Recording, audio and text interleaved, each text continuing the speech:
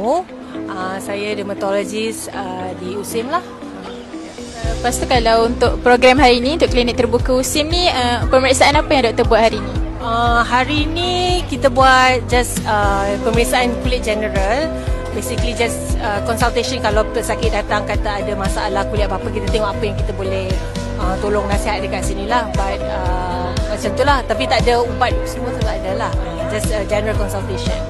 Kalau macam sekarang kan kita tengok musim panas kan, so apa saranan doktor lah untuk penjagaan kulit musim panas sekarang? Okay, so generally for skin health, tak kisah musim panas ke musim sejuk ke musim hujan ke, first you have to wash your skin, wash your face. Okay, so basuh muka at least 1 hari sekali minimum. Kalau misalnya you pakai makeup or you pakai sunscreen, then it's best you wash 2 times a day.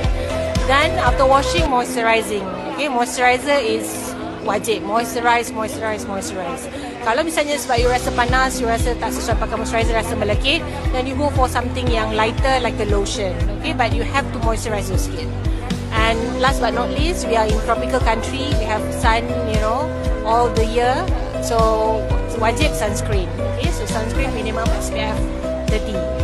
Untuk kanak-kanak yang ada eczema, bila kita cakap musim panas, they're gonna sweat more.